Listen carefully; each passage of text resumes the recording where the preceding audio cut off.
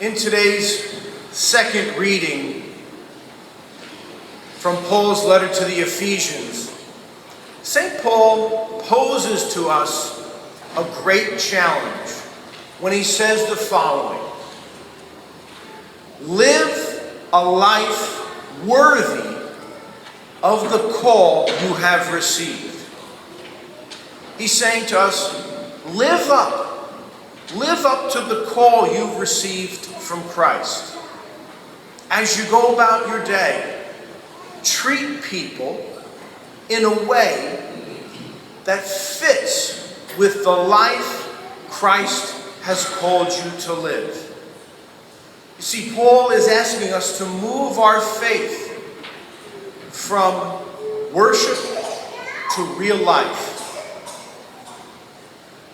Now, when you listen to St. Paul's challenge, did you notice something strange in what he said to us? He assumes that every one of us here is being called by Christ.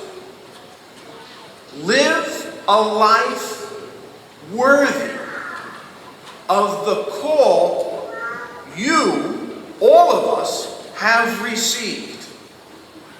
What call? What is he talking about? We all know as Catholics, for centuries, we were told that priests and nuns received a call, not lay people. But Paul, you notice, Paul assumes that every baptized Christian is called by Christ. Every one of us. So the first question you have to ask yourself, did you know you were being called by Christ? You didn't know. Yeah. She's honest. See, that little girl's honest.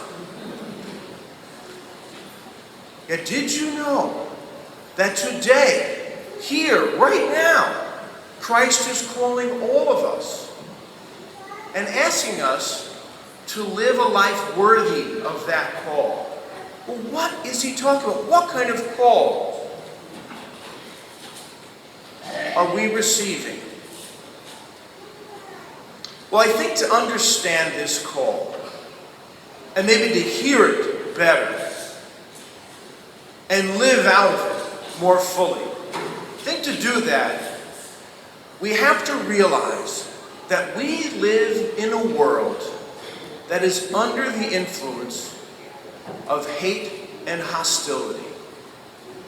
You see, we're born into a world, into a society that trains us to hurt each other. Do you know the Washington Post reported yesterday that in the year 2015, there have been 204 mass shootings in this country? And today is the 205th day of the year. Out of 204 days, there have been 204 mass shootings. We've only heard about a few of them. If you watched the Super Bowl last year, Coke had a commercial. And the commercial dealt with the very vitriolic and bitter and hateful language that is often communicated via social media, via the internet and Instagram and Facebook. Even Coca-Cola is aware of the fact that the great use of technology that we have is often used in very hostile ways. And by the way, ask any woman of color, ask any woman for that matter, ask any person of color who blogs, ask them about it.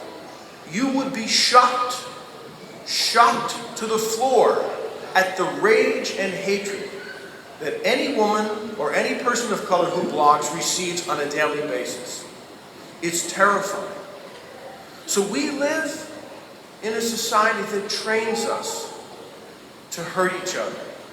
Talk to any police officer. Ask any police officer, what's going on in our high schools and streets? And they'll tell you, oh, it's brutal out there. It's dangerous. There's a great lack of respect and cruelty.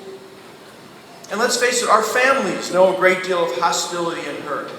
Often in our families, there's a lot of physical and emotional violence. We hold grudges. We build up great walls between each other. And even little kids are being trained at an early age to mock and tease and ridicule and hurt. Do you know what I'm talking? You know what I'm talking about? I need more response than that. Okay. I'm the only one who knows about this? Yeah. Okay. Good. You kids know what I'm talking about? Any teasing? Have you ever experienced any teasing? Yeah. From your brother? No. Yeah. Okay. Look, this is good. See, in church at least you should be honest. That's good. So this is the society we live in, and what I'm talking about is a deep, powerful infection that pervades our world, our society, our homes, and our hearts.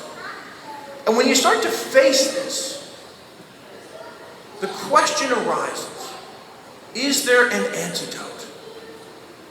What can save us from this? And here's where the good news of our faith comes in. I encourage you to read Paul's letter to the Ephesians. It's an extraordinary letter. And in that letter, Paul says that the antidote to our hurt and hate and hostility is the death and resurrection of Jesus. In Ephesians, Paul tells us that Christ, through his death and resurrection, has broken down the walls that we place between each other. How about this? He says, Christ has put to death our hate and hostility.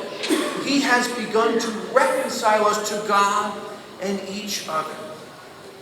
And the real good news for us is that the risen Jesus through the Spirit is trying to transfer us from a situation under the influence of hate and hostility into a life that exists under the influence of his peace. He's constantly trying to do that, to transfer us from a situation in which we are under the influence of hostility to a situation in which we are under the influence of his peace, of his shalom. And this is why Paul, at the end of the letter to the Ephesians, says, this is the gospel of peace that I am proclaiming. It is a gospel that is lived under the influence of Christ and the Spirit, and not the influence of the world. And this, my friends, this life of peace is the life we are called to by Christ. In the midst of our hostile and hateful world, right now at this moment, God is trying to create communities of peace and forgiveness and compassion. And he's doing so in order to transform the human race. And boy, do we need. And these are communities under the influence of Christ and the Spirit rather than violence. They're marked by forgiveness, compassion, and peace. This is who we are. This is what we are called to be and embody. So what does this mean for us? What does it mean that Christ has begun to break down the forces of hostility? What does it mean that God is trying to create communities of peace? Here's what I think it means for us. First, he's calling all of us. Christ is calling all of us to come to him and be healed. Because Lord knows we need healing. So many of us have been victims of the world's hurt. So come to him for healing. We can only become people of peace if we're healed. But there's more. You see, Jesus wants us to abandon our selfish and hurtful attitudes and actions that we've learned from the world. He wants us to get rid of them. And let me tell you, it's a lifelong project that can only happen because of the grace of Christ and the reception of the Eucharist. But above all, what God is calling us to do is to know the peace of Jesus and to share that peace with others. And to do this, we need each other.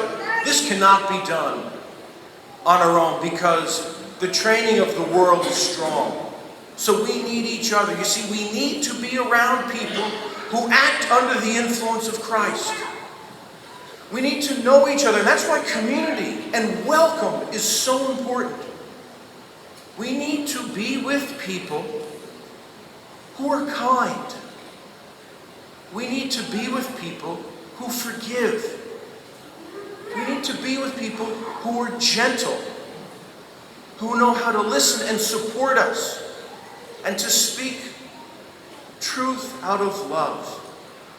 We need to know people of peace and compassion and forgiveness.